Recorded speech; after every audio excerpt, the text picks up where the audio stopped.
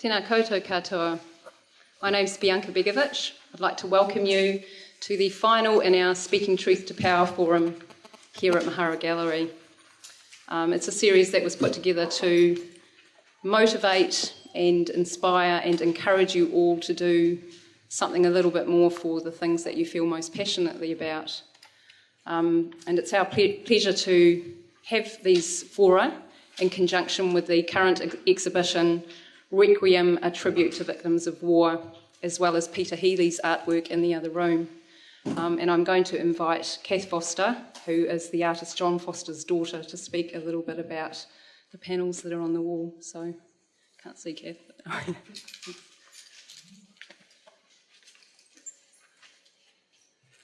Kia ora. I'm Kath Foster. I'm the daughter of John, who painted these murals.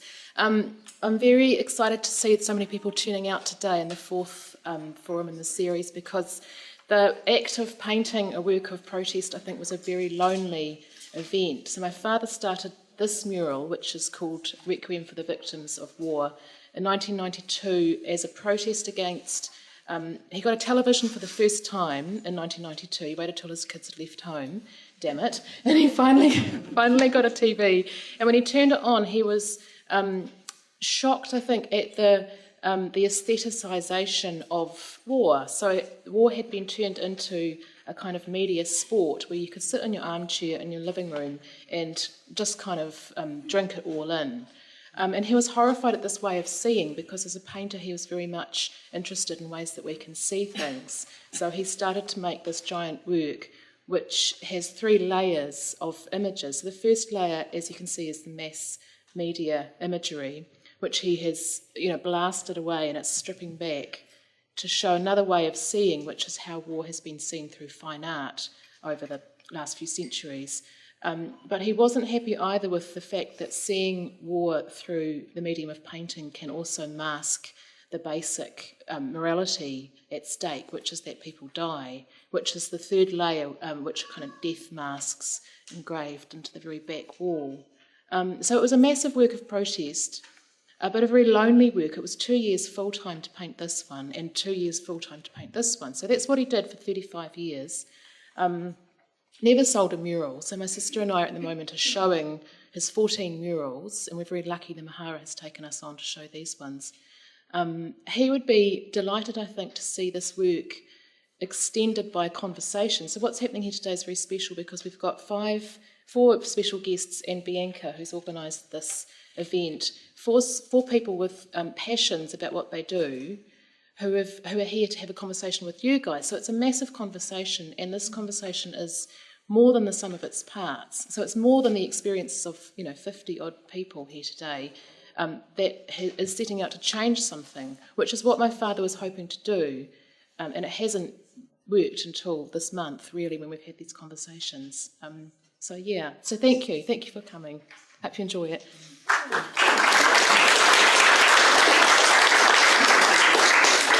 So today's speakers are Dr. Huhana Smith, Jimmy Green, Marian Evans and Nikki Hager. They're going to talk for about 5 minutes each about their journey and what inspired them, how they do what they do. Then the middle 10 minutes will be questions around how we can all do something a little bit more for the things that we feel passionate about. And then we'll finish up with a question and answer section at the end. So I will just ask you to hold your questions until the end bit. As I was putting the forum together, I realised that all of the particular issues that are going to be discussed by the panel today come under 2 umbrella topics, which are inequality and climate change. So they're going to try and talk a little bit around those issues as well, and then finish up with some inspiration for all of you to leave here with some tools that you can carry into the world. So thanks everyone for coming. Oh, I should also mention that all the other fora have gone over time. So if you feel that you want to leave at 2, just you quietly make your way out. It's fine. That is fine. So we'll kick off with Dr. Huhana Smith. Thank you.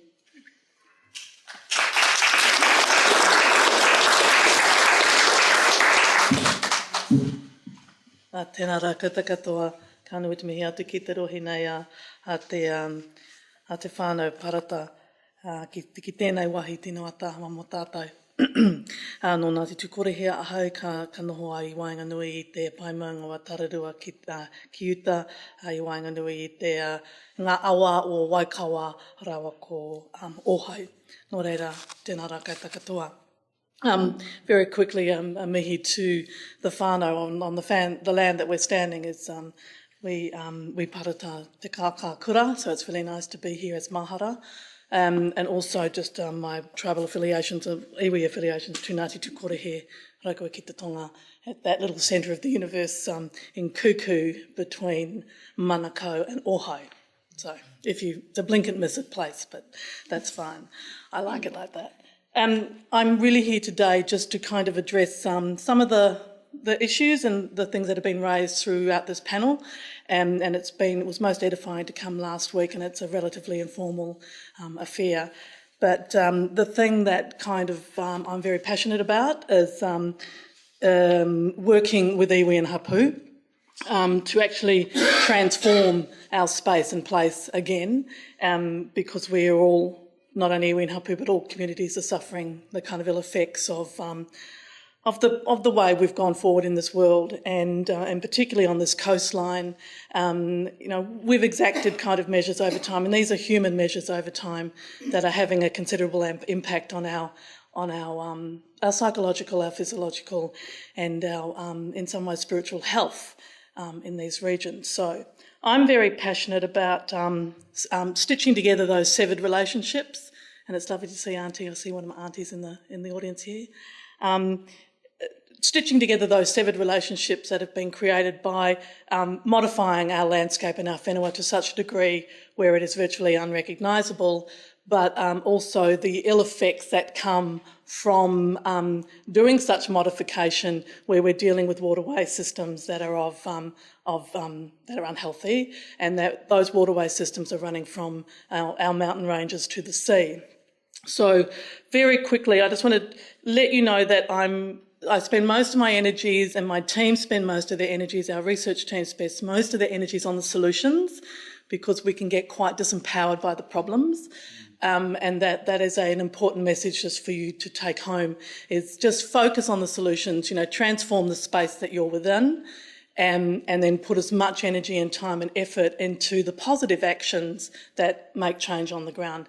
Te Pūtaiao, the Māori environmental world, or even, the Pākehā environmental world is quite a resilient system, but if we keep damaging it to such an effect, well, it's going to have a difficult time making its way back. So, as I say, our work that we do is my team focus on the solutions. So I just want to take you through why did I get involved in all of this. And I think I mentioned it earlier, I was really disturbed by the dysfunction that was created when relationships to whenua and people going to this coast and feeding themselves, and those relationships have been severed by,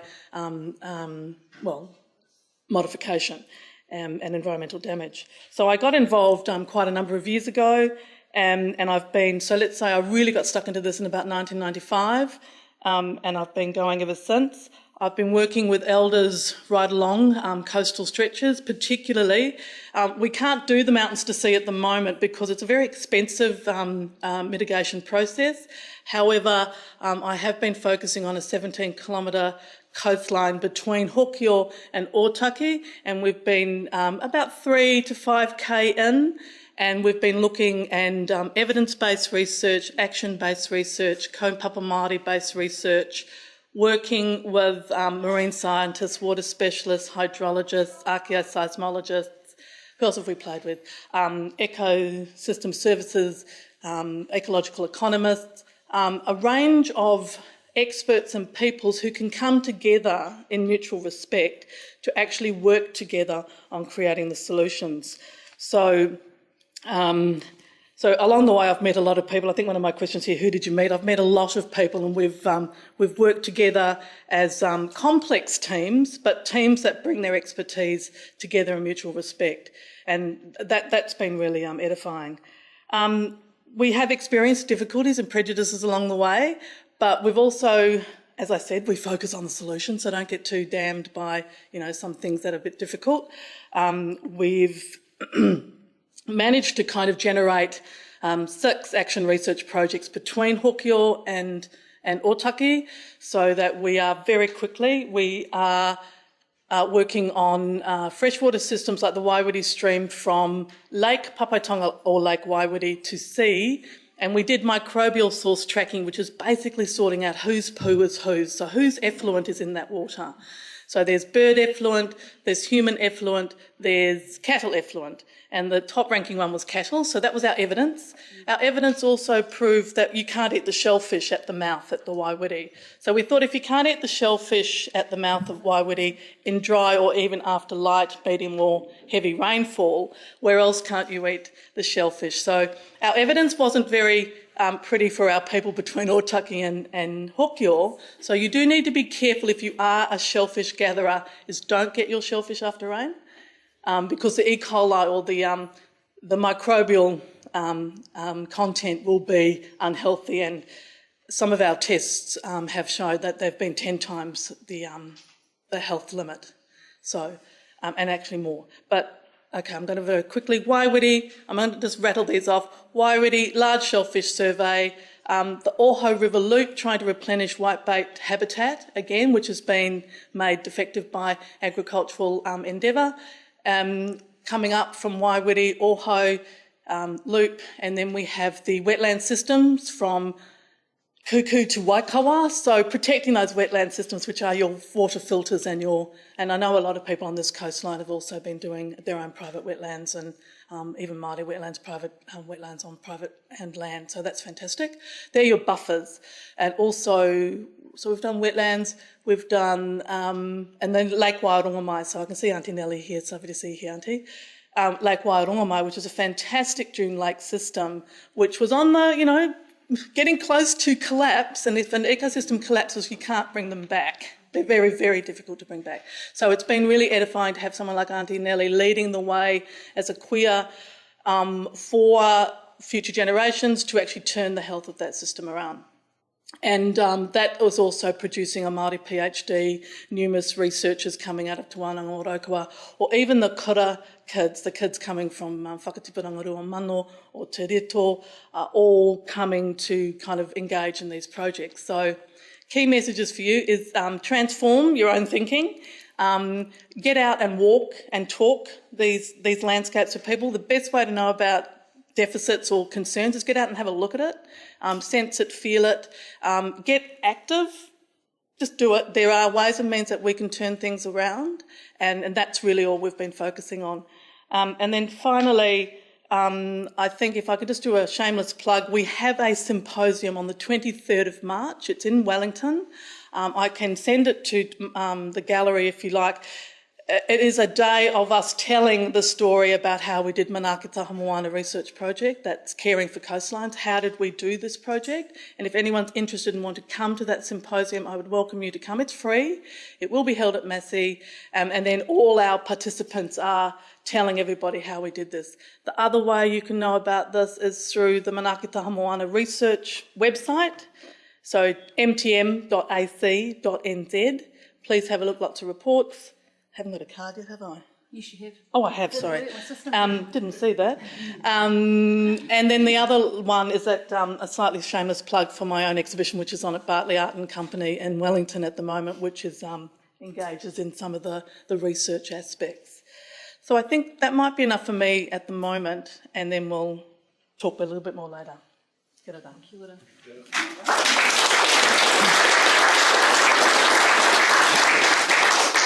Our next speaker is Jimmy Green. I'm not going to introduce you. I can introduce myself. Pigeonhole yourself. Yes, I'll pigeonhole myself. What a lovely place to be, and kind of an intimidating place to be, in a room of people who have, I think, so much more experience with this world that we live in than I do. But it's lovely to see a really strong turnout here today, and I'm really honoured to get a chance to speak to you. I got on the train this morning and I thought, what am I going to talk about here? And I wondered for a moment if nothing would come, and then I've just been writing furiously on the train. So obviously I have a lot to say. So I work with Generation Zero. This is one of our T-shirts that I'm wearing now, and it says an all-access pass to a future beyond fossil fuels. So I'm interested in climate change as kind of the defining challenge of our generation. And Generation Zero, what that means is that our generation, people around my age, people who'll be alive in 2050, we actually have a challenge set out for us. By about the time that I'm leaving this world, we need to be pretty much off fossil fuels as an energy source, right? So that's a really, really serious challenge. But I'll talk a little bit about my story. So I grew up in Waikanae. I had a lovely childhood there. I got a chance to live in our beautiful environment, which is New Zealand, and yeah, there was. I think about the earliest moment when I can remember being kind of environmentally minded, and I remember, we used to cut trees off our own land and burn them in a wood burner and sit around that, lovely thing to do. And I remember thinking, gosh, there are so many people in the world. How is it that we can cut all these trees and burn all this wood, and that we've still got enough trees? So for some reason, I latched onto that kind of global resource issue thinking very early on. I first learned about climate change when I was a teenager, I think, and I heard that they were predicting that there would be no ice in the Arctic in summertime by 2030. And I was just blown away by how we could be changing the world fundamentally at such a fundamental level, and surely this is going to have deep implications for the life that's evolved in those conditions. And of course, it looks like we're probably going to see that a lot before 2030. So that's a very serious thing. And I became really interested in what we could do in order to reduce our impact and to move towards not emitting carbon. And I was really interested in that, and I wanted to have conversations with people about it. But so often I was met with this kind of bemusement or just not really, I didn't get a sense that other people were where I was at with that. And I actually, at times I felt kind of alone. I felt kind of a little bit odd in that sense. But I went to university, I studied something called natural resources engineering, which is an environmentally focused engineering. I was hoping I'd find these ways into finding solutions through that. And what I discovered was that degree program wasn't really focused on looking seriously at this issue either, and the people there weren't really focused on that either. It's, it responds to what the industry needs, which is fair enough. That's how these degree programs work. It was a great program, but I didn't get what I needed there, and so I said, I don't know if I want to be an engineer, and I travelled to the United States, and I was running out of money, and I'd chased a girl there, and I was just all over the place, and I was just thinking, Jimmy, what are you up to, man? What are you doing? But because I didn't have a sense of people around me wanting what I wanted. And at some point I decided, I was coming back to New Zealand, and I decided to take responsibility for the people who I was connecting with, and to connect with people on the basis of this issue. And I went along to the 350 climate leadership training, and it was the first time that I had been with a group of people specifically focused on this issue and saying, what is it that we can actually do? And it really changed my perception of what I can be in relation to this issue, and allowed me to take responsibility for addressing the fact that other people did not relate to it in the way that I did, and for looking that in the eye and saying, how can I actually use what I've got here as a gift, instead of looking at it as some kind of almost like a sickness which is wrong with me because other people don't get it. And so since then I've been being an activist with Generation Zero, and I've helped build that organisation from the ground, and now we're nationwide. And it's great, but why am I interested in climate change? I want to come back to that question again. I really think we do have everything to lose. And it's interesting because I find it really easy to be fixated on everything which is wrong and everything which is just not right about the world. But I genuinely think that actually at the moment we do have the most potential. We have technology, we have knowledge, and we actually are developing more of an understanding of each other as humans. So I think that in the 21st century we have a better chance of reaching for the better world that our hearts know is possible, than we have ever had in the past. And that's something that we stand to lose. We have enough stuff for everybody. And in the 1950s and earlier than that, when we were developing technology which was saving labour, I think that people were wondering what we were going to do with all the spare time that we had when we developed all these things which were going to save us so much time, like agricultural technologies and washing machines. And look at where we are now. We're working harder than we've ever worked before and accelerating this trajectory towards a depletion of our fundamental resources that we need. And I still can't afford to buy a house. So what's going on? We're not working for our basic needs. We're working for something else. We're working to deliver shareholder value, and we're working to create jobs for ourselves now that we've made so many of the old jobs for ourselves obsolete, right?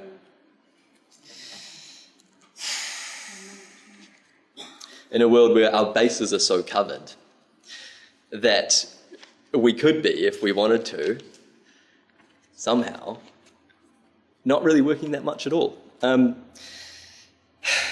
But inequality which we know is worsening, creates a division between the haves and the have-nots, so that the have-nots are constantly working to try to achieve an ideal of life which is set above where we are.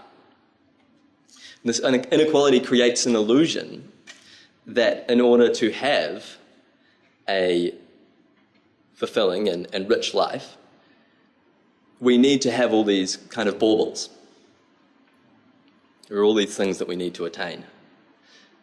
And I think that inequality is really something which is driving this kind of striving continue to work and produce and produce more, which we're experiencing and which I think that we need to get beyond. So I think it takes a slowing down, and it takes a stepping out, and it takes an opening of our own hearts to what it is which is really important to us in our lives.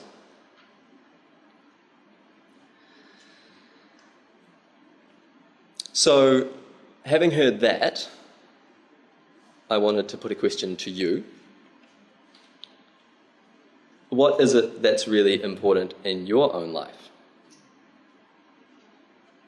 You don't need to answer. Just sit with that. Just for a few moments. What is it that's really important to you in your own life?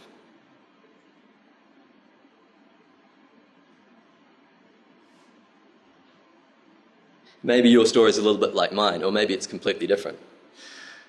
But let's hold the possibility that there may be a similarity between you and me. I told the story about how I always wanted to talk to people about climate change, and I felt like I didn't get this response that I wanted. Is there anything which feels like that for you? Something which drives you, which you don't feel has been addressed yet? And have you ever done yourself justice and done the world justice by stepping into that and recognising it? Yeah. So I wanted to leave you with that, and thank you very much for coming and listening. Yeah, cheers.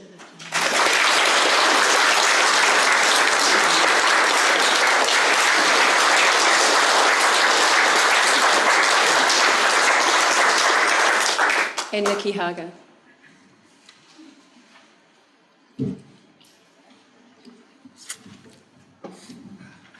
Just a moment. Oh, sorry. Kia ora tātou. I'm pleased to be here in this good company with all of you. I grew up in a family which made it fairly inevitable. My sister may have said some of this last week, I wasn't here. But I grew up in a family which made it rather inevitable that I would, or very likely, that I would be involved in kind of a socially engaged career. My mother came from a line of doctors, and so I grew up in a house where social service wasn't an extra for your CV, it was the fundamental part of life. I grew up in a house where my parents talked about the Vietnam War and about social justice, where probably the greatest evil in the world which we had talked about and they was concerned about was racism, which in New Zealand was about Maori, was also, of course, at the moment a lot about Chinese people.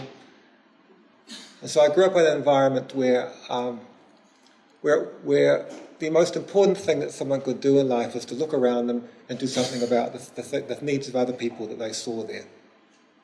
My father had a different kind of background. He was a businessman from a very comfortable life in Vienna, but his experiences had changed his life, as happens. He was there at the beginning of leading up to it, and to the beginning of the Second World War, when most of his family, who had Jewish heritage, were rounded up and decimated. And he came to New Zealand, and out of his experiences, out of his feelings about his life, he spent his entire rest of his life trying to do things for other people. The obvious reaction, and what he would say is, he had a simple philosophy on these things, but he really meant it. He would say, "There, but for the grace of God go I," no matter who it was and what they were doing. So that was the environment that we grew up in. It wasn't surprising that we took notice. And it wasn't surprising that I would spend a considerable chunk of my life thinking about and writing about and doing things about the subject of war, in part for the sake of my father. As soon as I left home, I was impelled into politics even before I went to university. By 30 years ago, some of you might remember this, I was the spokesperson of the big campaign in Wellington to do with the country's nuclear policy in ANZUS, and was lobbying in Parliament. And the thing I want to take out of that was not the detail of it, but I had a very important experience for myself then. I'd grown up in the culturally mixed environment of Levin, and I'd gone down to Wellington, not knowing much about the world, but by the time I had been through that political experience, I'd learnt the most important lesson of my life, which is that whether you come from Levin or from Zurich or from Washington, DC, one person can make a tremendous difference in life. And most people don't have the opportunity to learn what one person can do, because they don't meet the right people, they don't stumble across flatmates, they don't join groups, something doesn't happen. But if you do have that experience, as many of my friends through the years have had, I've seen the same phenomenon, and you learn about what you can do, and that you yourself can actually look at an issue and make a difference to it, well, that's something that tends to impel you year after year through your life. As I was coming up here, I remember the funny experience I had when I was back in those days. This is when I was in my early 20s, when I met a very honourable man who spent his life working in trade unions, one of those sort of foundations of the public interest infrastructure of the country. And he gave me a ride home from a meeting, and on the way home he said to me, "You do realise, Nicky, that this isn't a short-term job that you're involved in here." What he said to me was, if it's important to be involved in politics when you're in your early 20s, it's going to still be important for your whole life. It doesn't stop. Which, as you can imagine, for someone in their early 20s is a terrible thing to hear, a shocking thing to hear. But actually it's also, it was a really good thing to hear. And when I thought about it, it's given me a sense of solid direction and confidence about what life's about ever since. And most of the years since then, I have put my effort or my trying to be socially useful activity into writing and research, investigative journalism. But it's part of the same mission as the other people in this room here, or my sister, or other people who are trying to make a difference in the world. I think that issues of information and scrutiny of government and looking at government tactics aren't an interesting extra to other issues of our times like climate change. I actually think it's the foundation. I believe that what we're living through is a fight between democratic government and something else. Democratic government, of course, is not whether or not the leader is up in the opinion polls, because a dictator can be up in the opinion polls. You can be up in the opinion polls because you're so dishonest, or because you hide things from the public, or because you manipulate. Real democracy, and the kind of democracy which actually creates change which most people want rather than just the vested interests want, is where you have information and more information and uncomfortable information and debate about the information, and then the opportunities for people to form their own opinions about things in a way that means that if enough of them do that, maybe they will have to change. And so that's why I feel motivated to continue digging into the role that I have had, which is finding out things, often finding out things which are not positive and that are not beautiful, but are the dirtier sides of the country, but actually through writing about them and talking about them are pointing to where things should be going. Okay. So just to finish off, by my final thing I'd say is, the thing which I remember as I go through my work is that thing that unionist said to me all that time ago, which is that it's not a short-term job. But actually, if we believe that our lives should be a contribution to social justice, if we believe, as my family would have said, that if you're lucky enough to be privileged, you don't go off skiing in France, you actually do something for other people, that's what privilege is. It's about the responsibility to do things for others. If you believe in all that, then it doesn't stop when you leave your radical 20s. It has to go on for your whole life, and I hope I'll be doing that. Thank you.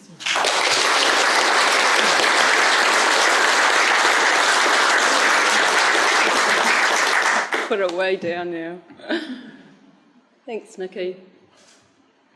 So this is the section where we'll talk about the things that we would really like you to take away from here.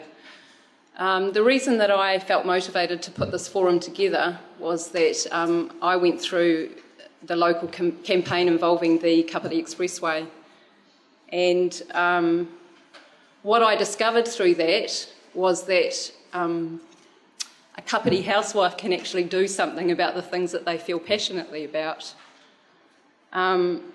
We haven't won that one. But nevertheless, my children were exposed to all the things that go along with running a campaign. They met amazing people.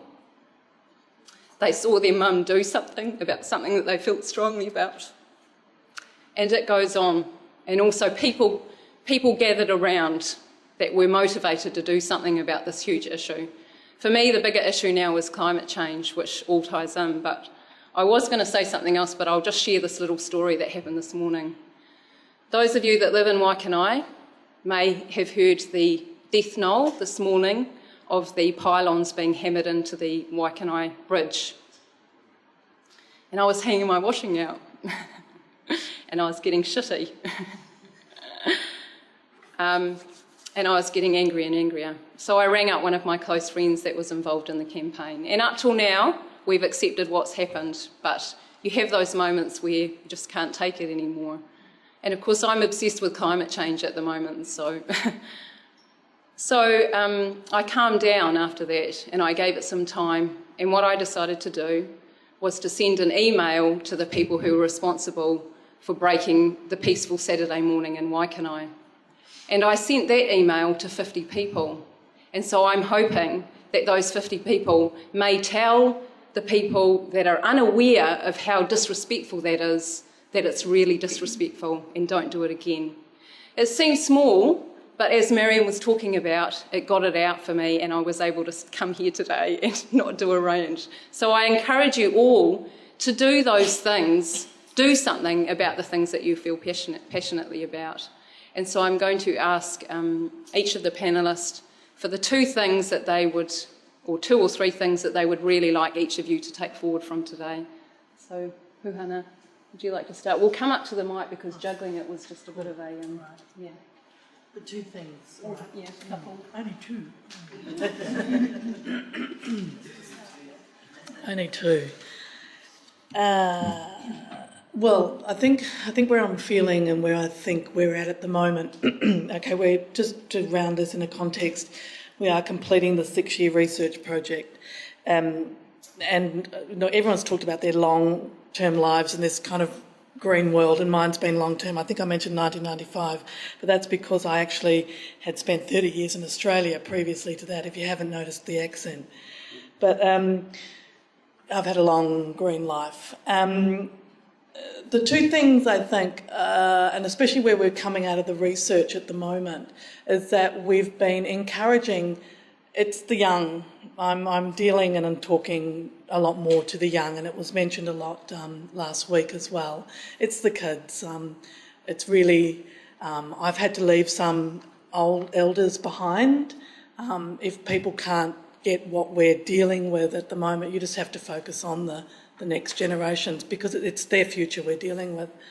And if we don't make, we are remiss, from a Māori point of view, we are remiss if we don't do what we are put on this planet to be kaitiaki and care for.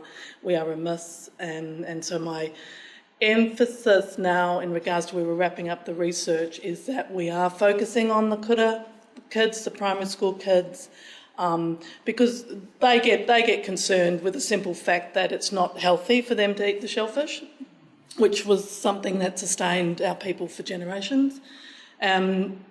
That's one thing. So my current focus at the moment is that after this research is completed, and we are drawing on the youth of that region.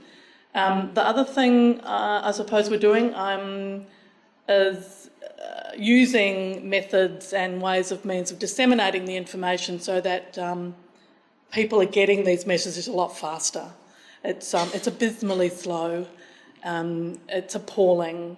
I have a habit of I don't watch the television news. Who watches television news? It's just I get fed a lot of information, Australian politics or New Zealand politics or whatever. So I have conversations with the computer in my office, but I am dedicated to using methods and means where art, I'm a painter, I'm an artist, I'm a visual person, get the key messages out through visuals in any way, shape and form you can. And I suppose one of the things, I was a senior curator at Te Papa, so using some of those skills to put together exhibitions about the complex things that we're dealing with that make them understood. And I'm not meaning in a dumbing down context, I'm just being smart about the way we use our visuals for people to understand.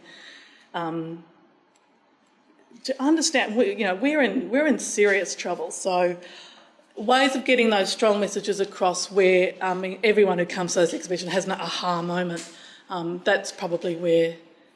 So two of the things is the kids, save the kids. It's all about the kids, the tamariki and the future generations, about them. And if you're going to be doing things, put it out there in the best visual way possible so that people are getting these messages ASAP.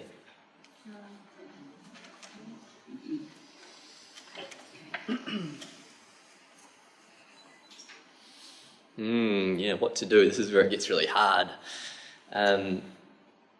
Well, I think on one level I've kind of already indicated the thing which I'd most like people to do, which is to find a thing which really calls you and to put energy into that, whatever that is.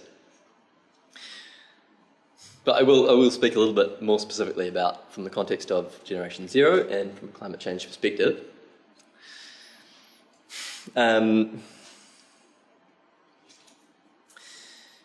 So coming up this year in December, there is something happening in Paris, and it's the Climate Change Conference, the UN Climate Change Conference, which is going to be held in Paris. And I see people nodding their heads, people understand about this. And this is a very significant conference because it is the next moment when we are supposed to, as a globe, agree on a deal for how we will together reduce our emissions. And so if you follow this, you know anything about it, you know the story of how in 2009 in Copenhagen there was another one of those journeys and it didn't work very well, right? And I don't think that we should look to Paris as, bureaucrats and people who are involved in this process will talk about it as being the thing, the be-all or end-all, And towards 2009, towards Copenhagen, campaigners talked about it that way as well. They brought to it this really, if we don't get this, where we got no chance, you know, and then we didn't get it. And we're like, oh no, and that was actually really bad for the movement that sort of thing happened. So, looking towards 2015 in Paris, what we want to think about is how we can use this as a moment to have a mouthpiece, because it does draw a lot of media attention to the people in New Zealand who are talking about this issue, right? And so we're thinking about how can we take this and use it to put out the most powerful message that we can put out. And that message is something along the lines of, it doesn't really matter what happens in Paris. What matters is what we do here in New Zealand. And we can make legislation, but we can also just do things in our own communities. So the range of what can be done is very, very broad. But from a Generation Zero perspective, what we're going to be trying to do is to really get that message out there, and to also to come at it with a bit of a proposal for what New Zealand's strong climate change legislation can look like. And so we can join the likes of the UK and Europe and Mexico and Vietnam and Denmark and other countries that have gone and made ambitious legislation and are making changes. So we want to promote that message. And if you want to be a part of that, then go to Generation Zero's website and sign up on our mailing list. And at some point we'll send you emails about it. And it won't be next week, but it will be at some point this year. So there's an opportunity to be a part of that. But also just think about where you are and who you are and what you can do and how you can have an impact. And you know, there are so many things that we can do. There are interesting things we can do. And at the moment, things like buying an electric bike and taking it on the train to Wellington and riding around Wellington on an electric bike, those are the kinds of things that we can do which are kind of at the leading edge of changing our own way of living. But looking at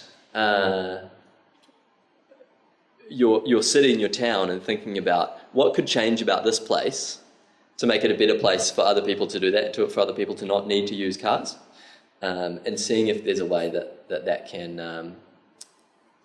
you can take that to council or push that through. All of those are good options. So I feel like I've said too many things, but hopefully that's useful. Yeah, thank you.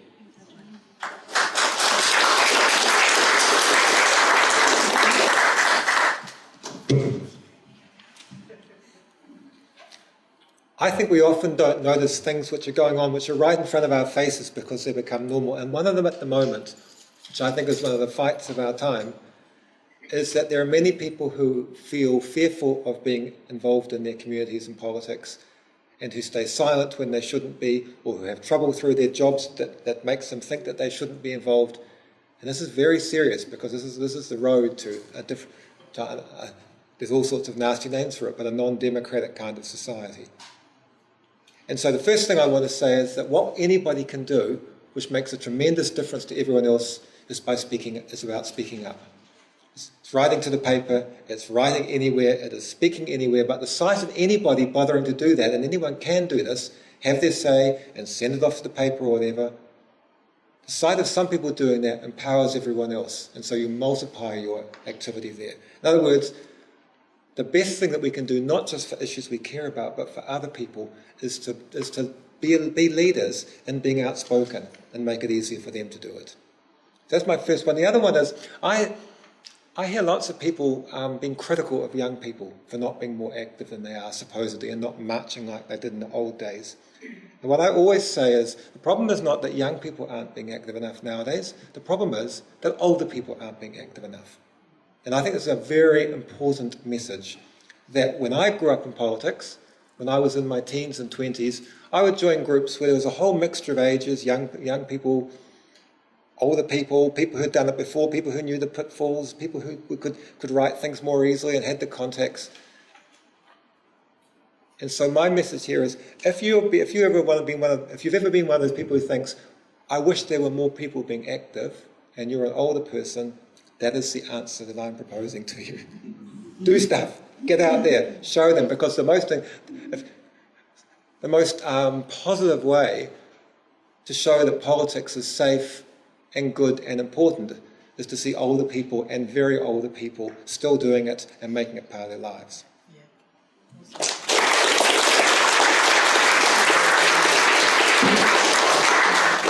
Thanks, Nikki. Thank you. This is my current Bible. It's a book by Naomi Klein. It's called This Changes Everything, and it's about climate change. And I read from it every week, and I'm going to read from it again today. What she says in this book, actually I know it by heart. What she says is that our economic system and our planetary system are at war. And only one of these systems can be changed, and it's not the laws of nature. So what she's saying is that our system is not working for us. And it's easy for us to blame the corporates or the bankers or even the politicians, but the truth is that we're a part of the system. The system relies on us buying the goods and services that it provides. So what we need to do is we need to change the system. Some of us operate outside the system, and while I give all credit to those people, what inevitably happens is you get labelled as unachievable or radical or even a nut job. You know, how nutty to want clean air and fresh water.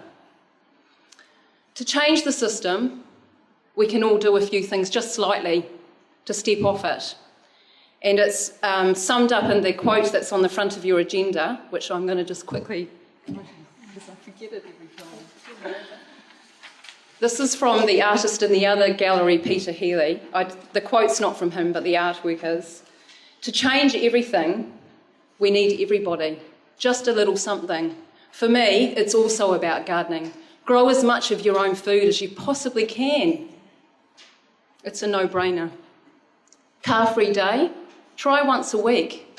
If you can't do that, try once a month. All these little things are what's going to change the system if we're all doing it. So thank you everyone for your patience, and this is the time that we'll open up for questions, either specifically to one panellist or to the panel in general. So has anyone got a burning question that they'd like to ask? I can't believe that no one's got a question. I got a question. Thanks, Nigel. Just for the panelists in general, what do you think the impact of the TPPA, if that went ahead, what do you think the impact would be on civil liberties?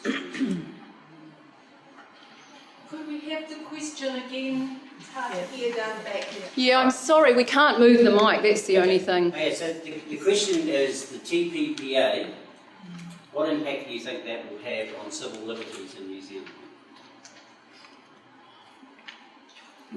Go, Nikki. Or anything else?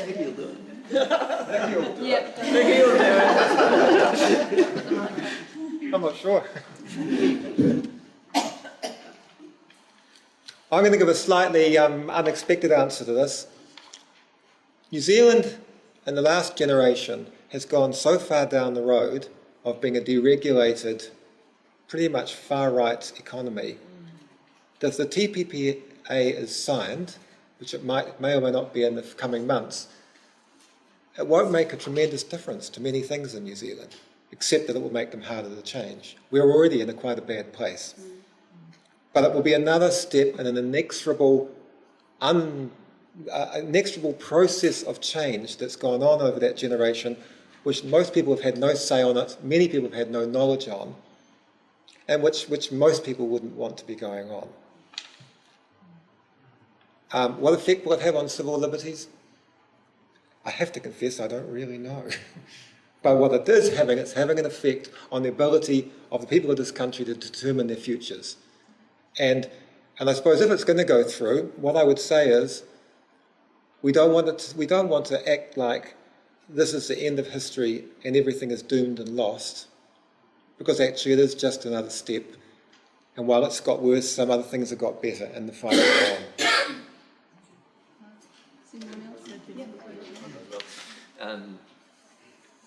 Yeah, totally. I really, really like that, because it's easy to look at it as, and a lot of people are using this language, that it is completely handing over our sovereignty to foreign corporations.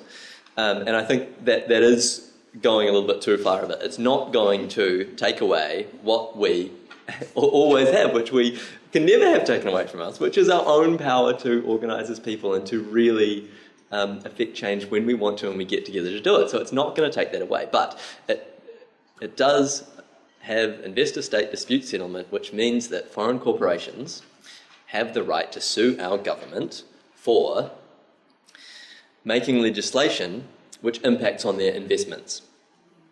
And so there are lots of ways where that will make it more difficult for our government to make legislation which could be positive, like legislation that limits the way that alcohol or cigarette companies or any companies are able to advertise, could be liable for that. Legislation which limits foreign mining and fossil fuel companies from being able to drill or mine.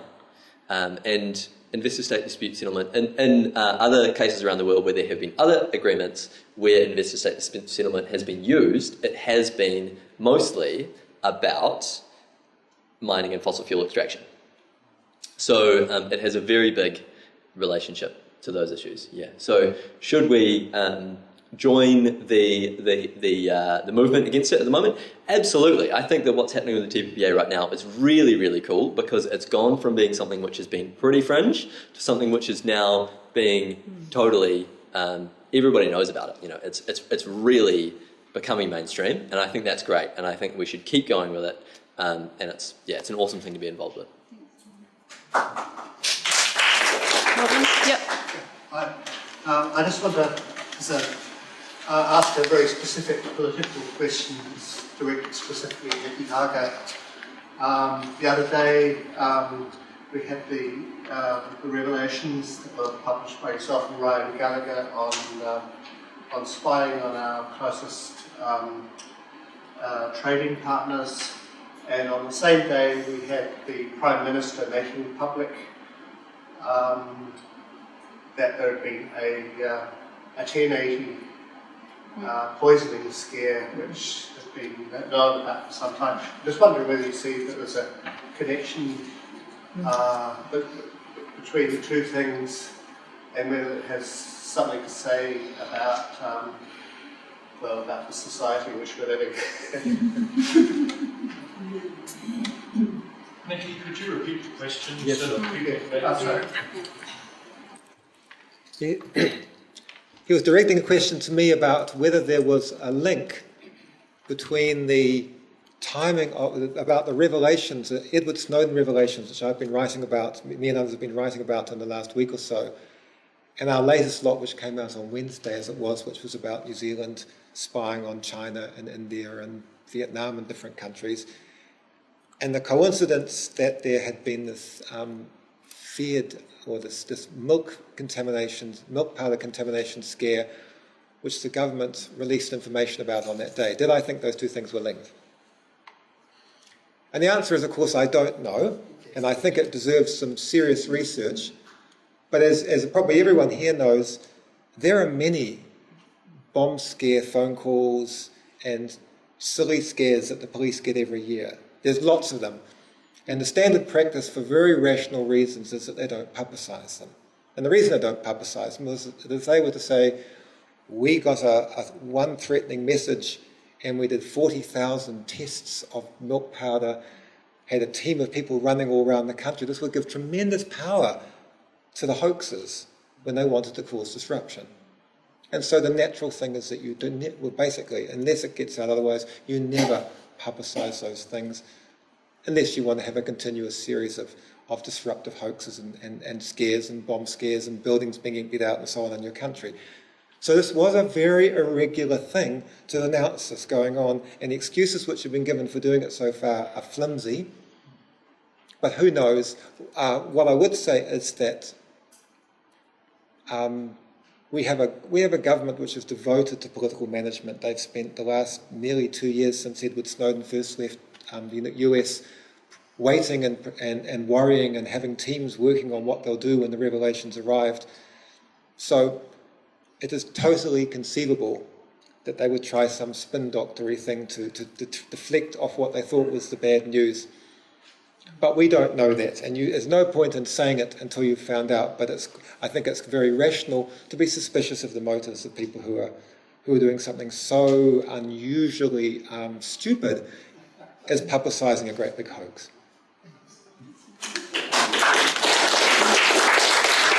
Anyone else? Yep. Julie? A question for Dr. Smith. I was pleased to hear about your coastal waterways study.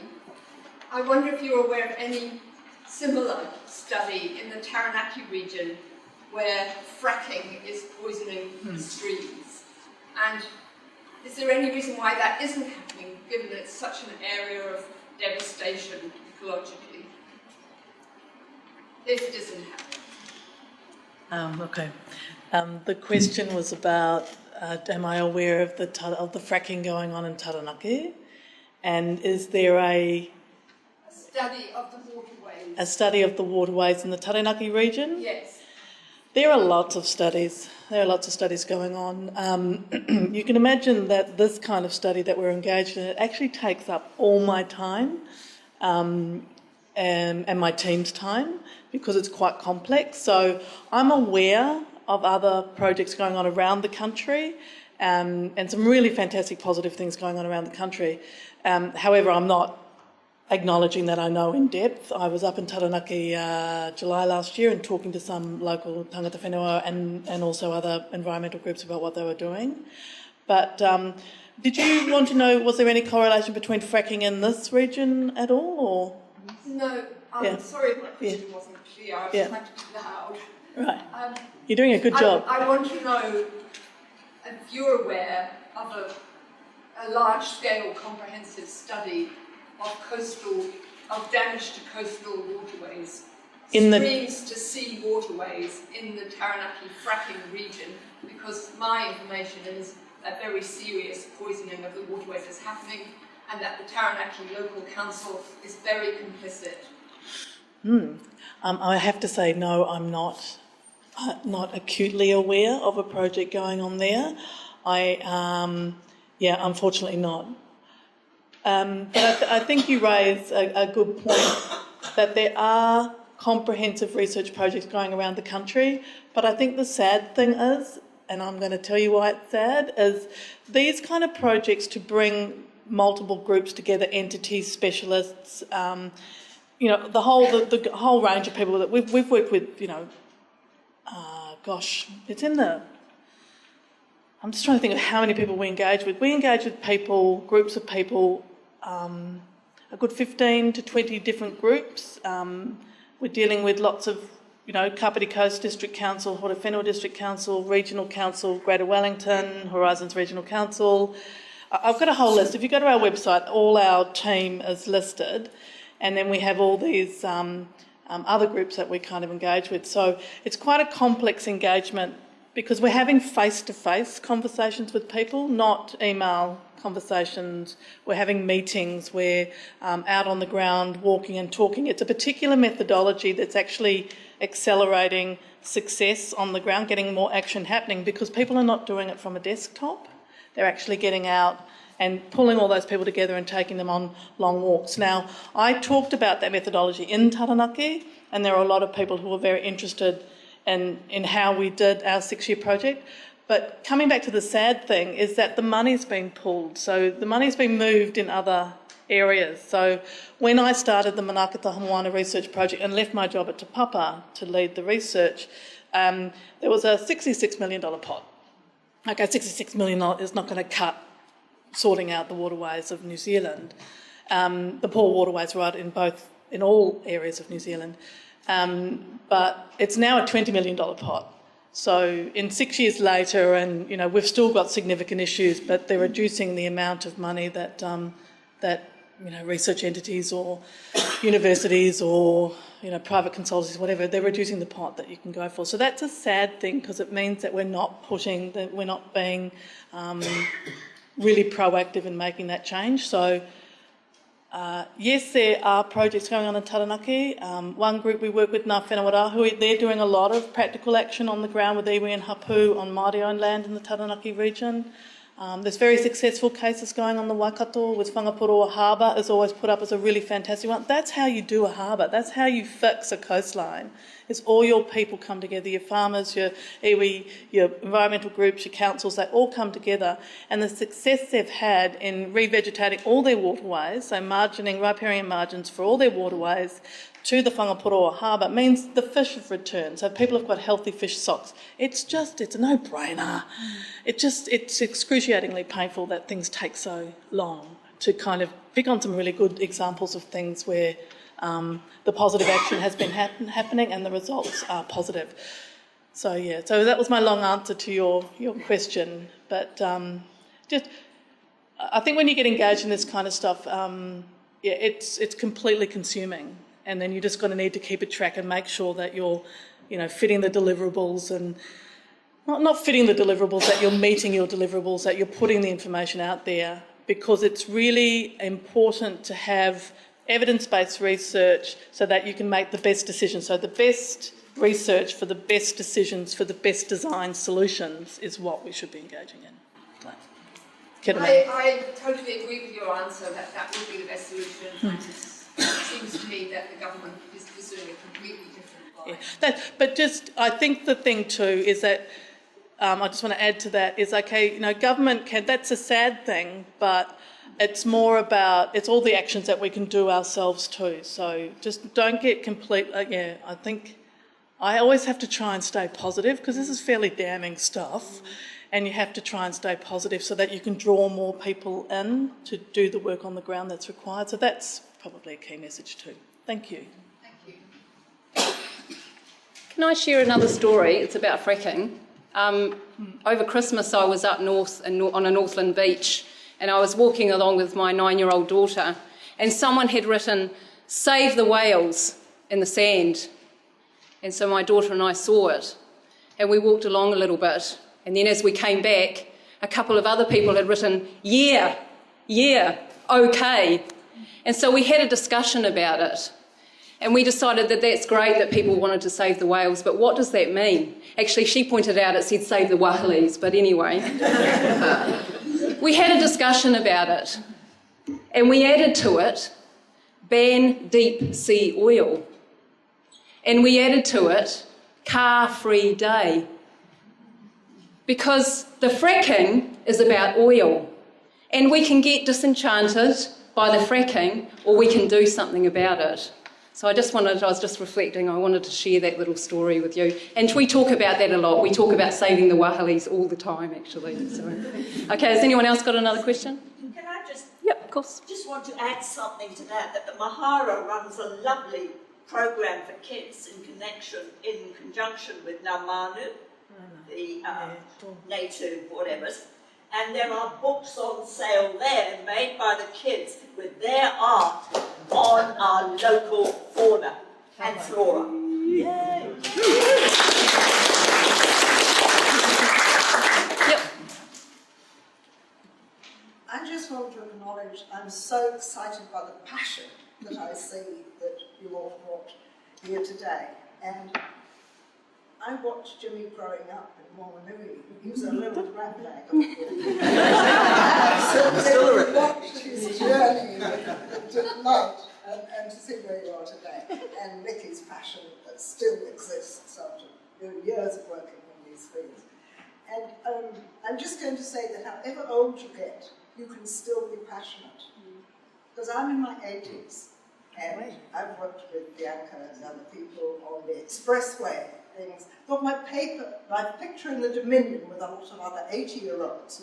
And that picture was seen in an ashram in Kulu in India by a girl who I'd known 40 years ago who said, "Oh my God, she's still protesting." I just encourage all of you.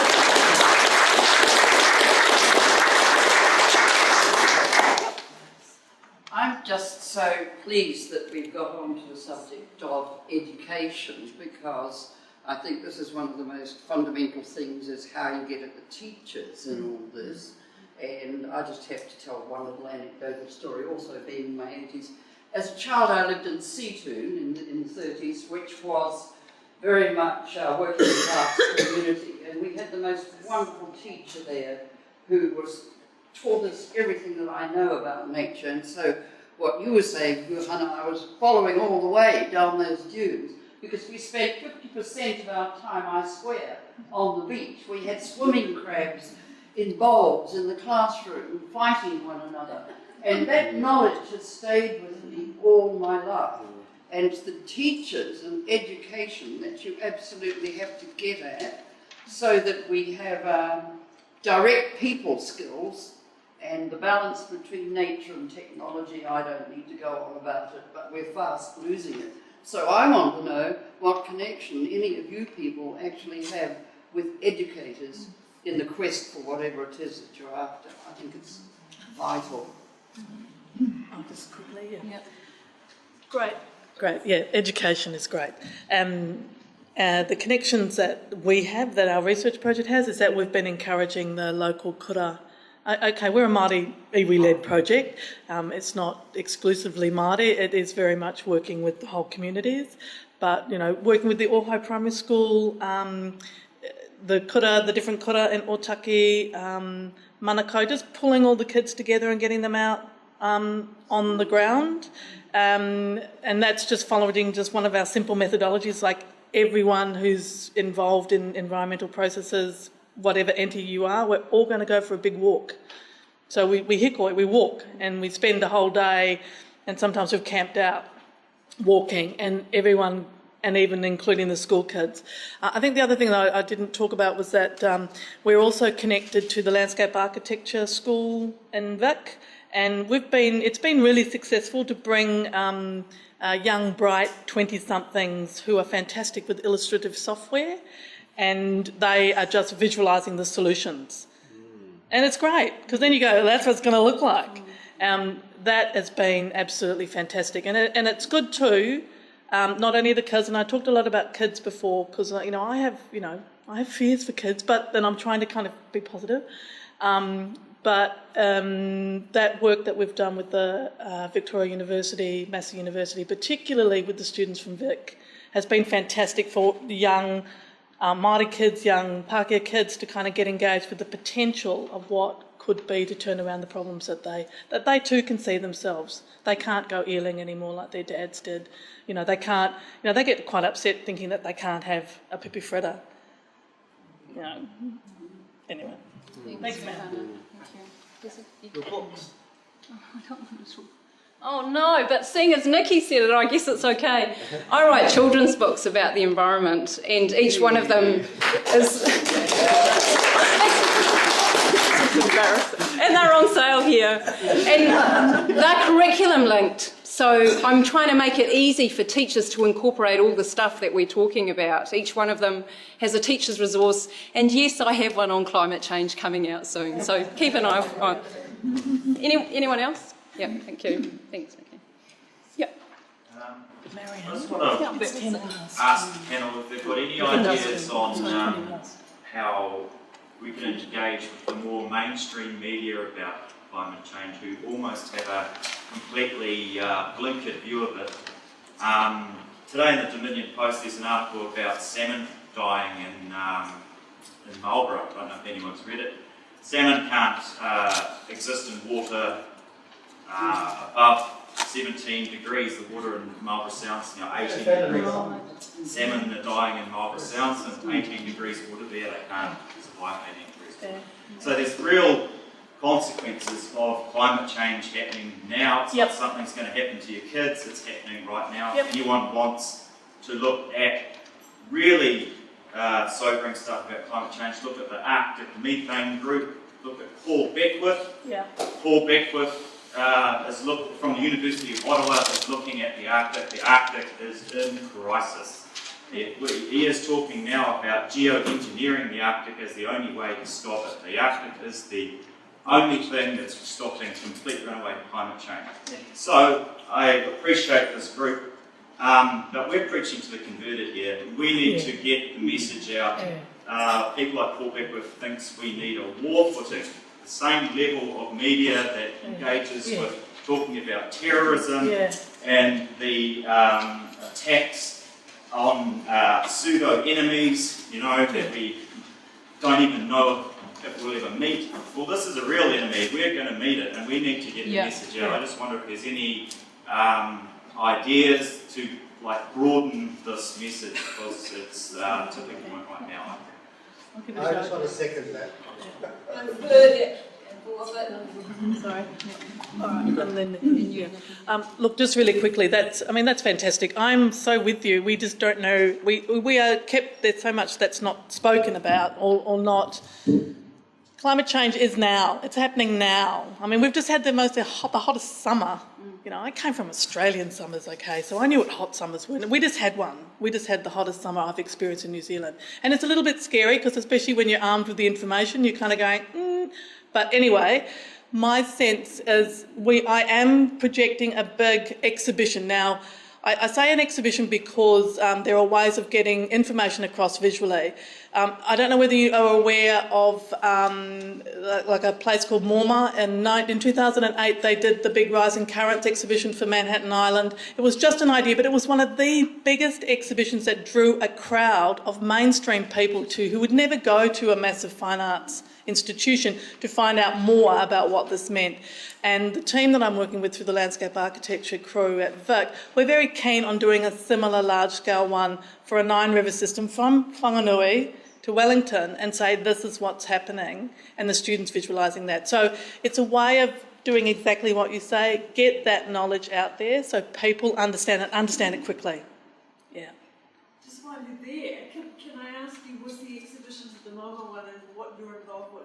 I wasn't involved in the show. It was called Rising Currents. But what I'm asking is what is shown like a combination of visual arts plus research things, or is it all research graphs or?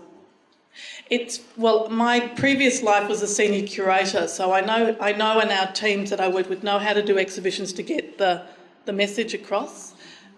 So an exhibition that we're planning is it's based on research, so based on the best information, but then based on very solutions focused. So what are the best design? What are the best, you have artists responding to it as well, but what are the best solutions? And we have the technology to visualise what those solutions might be, and then the processes in play that need to be put into place.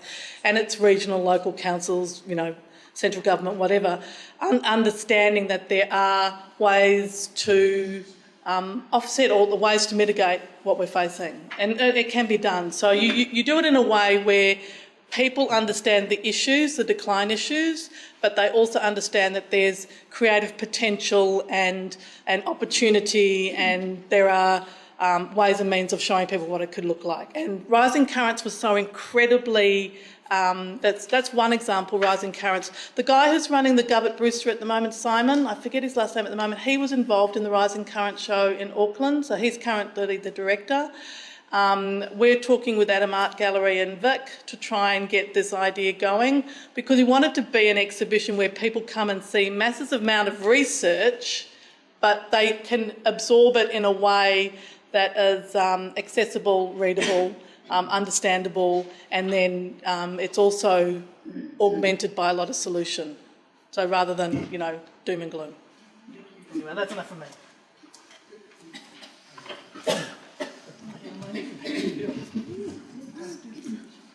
I'm standing up to say that I think it's vital that people who care about issues don't give up on the mainstream media. It is very tempting to think that the old media are on the way down and we'll have all these fantastic, vibrant new media. And there's amazing new opportunities that the internet has provided. But the one thing that the internet has not provided, which scares me greatly, the vision that it creates, is the idea that we lose mass media. And the idea that we could have it that the people who care about climate change go to the climate change website, and someone else goes to the sports website, and someone else goes to the right-wing politics website, and someone else goes to the left-wing politics, and they never touch each other. They never know what each other are thinking, and everyone's marginalised from each other, and we don't have a society in any meaningful sense when it comes to debate and discussion. And so what do you do with the medium brow to low brow kind of publications that the news that we sometimes have in New Zealand? You're persistent. You keep going. There are ways to get into them. It takes creativity. You watch what other lobby groups are doing or what other groups are doing, and they don't just, well, first of all, they're persistent. They put out lots of press releases. They're also automatically available. They're easy to ring back. We bear in mind that it's much easier to get on the radio than it is to get on TV because they have to fill a bulletin every hour, not once a day. We keep in mind that news organisations want a whole variety of things. They don't just want the same people saying the same thing over and over because they won't print that. You have to find more imaginative ways to do it. You have to get new ideas. You have to be visual. But in all those ways, if people do the job and are persistent, then the messages come through and they're not just heard by your own people, as you're saying, they're actually heard by that mass audience, which is what changes politics.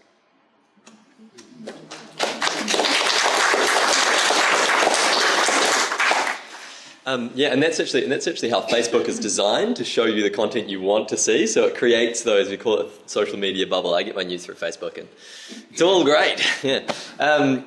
But I just remember the other thing that I should have said with what you should do. Divest. Think about divestment. Who knows what divestment is in terms of fossil fuels? Some people do, yeah. So it's this concept that basically we look at where our money is invested in our banks, in our mortgages, in our super funds. And we think about, is that money actually getting invested in fossil fuels? And you can do your own research and you can ask the people who are taking care of your money, and you can try and find a way you can take your money out of that, where it's being invested in fossil fuel extraction, and to put it in something else. And is it hypocritical to do that when you're still using fossil fuels? I would suggest that it is in fact not, because what divestment represents is a way for us to actually push the entire system away from being reliant on fossil fuels and force the system systemically to have to start to provide alternatives, because what divestment can do is to start to threaten the value of those fossil fuel companies and to threaten the future value of that investment. And it can really leverage some power when a whole lot of people are taking their money out of fossil fuels. So if it's as simple as, if you're with Westpac, you can change to Kiwibank or Cooperative Bank, and you can send them a letter explaining exactly why you did it. And look at any other source of money you have, and it's a really powerful thing to do. Okay, we'll do one more question and then we'll finish up. Does anyone want to have the lucky last? Can I make a comment in the chat who's down the back? Sure. I just wanted to just to give a little anecdote about how you might be able to approach this question, because I had a particular thing where Pam and myself were worried about the Hutt River and the levels of flow in the Hutt River. They were really, really low. So we did some research and we found that the flow levels in the Hutt River in January were about less than a quarter of what the long-term average. So I wrote an article, I wrote a little blog where I tried to bring things together on the internet. But I sent this article to Scoop. They didn't seem very interested. And I sent it to the Hutt News, and I just happened to get hold of one journalist, Jim Chipp, and he sort of felt the same about it. And he ended up writing an article where I was able to make the connections that you were making about local local dry spell, drought, and actually what is in fact abrupt climate change that's happening right now. So I do believe, if you look for those, there are people in the media who are on the right side, and if you find those people, I believe from him that he said that Fairfax is giving him quite a lot of editorial freedom. So I don't know why they don't want to touch it, but it did sort of restore my faith in that it is possible. I just wanted to say that. Yeah, the community papers are quite powerful, and it got pushed out through all of the community newspapers right through the Wellington region.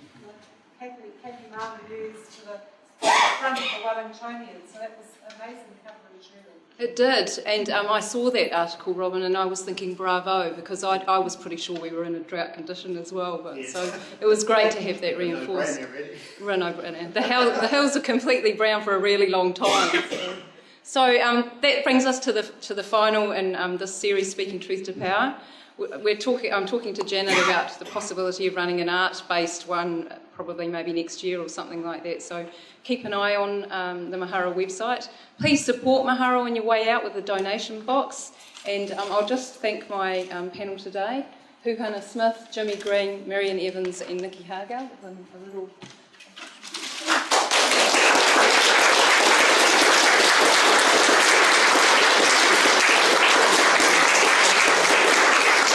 Just a word from Janet Bailey, the director, that this whole gallery runs. There's a team, but yeah. Well, I really wanted to say thank you firstly to Bianca, who has done a terrific job. I feel I've been better informed today than I was earlier, but also deeply moved and inspired by each speaker. So my grateful thanks to each of you. It's been wonderful to have you. And just a little shameless plug for what Mahara has been doing for the last 3 years. Thank you, Christine, for reminding us, and Sunny for speaking up for the value of education. So we've been doing this wonderful project with Ngā Manu, with local schools, and supported by the Phillip Family Foundation. And that's an ongoing project. And those books are here, and of course Bianca's wonderful publications. If you're looking for early Christmas presents, another wonderful project that started was Cloak of Protection, which has been designed by a local artist, written with the support of senior New Zealand scientists about our endangered birds, and that's Jill Hemming's project. She's working on her second one. Thank you everyone for coming. This is the final curtain from the Bible. This changes everything. There is a local campaign that my friend Brent Cherry and I are starting. Is Brent here or not? It's meant to be fun and engaging, and I'll have to say when I put this forum together, I had a lot of fun. So that's another reason to get involved. If you're interested in being involved in a local climate change campaign, please come up to either Brent or me after the forum, and I'll finish with this quote. This is the reason why. Politicians aren't the only ones with the power to declare a crisis. Mass movements of regular people can declare one too. Slavery wasn't a crisis for British and American elites until abolitionism turned it into one. Racial discrimination wasn't a crisis until the civil rights movement turned it into one. Sex discrimination wasn't a crisis until feminism turned it into one. And apartheid wasn't a crisis until the anti-apartheid movement turned it into one. In the same way, if enough of us stop looking away and decide that climate change is a crisis worthy of response, then it will become one. Thank you.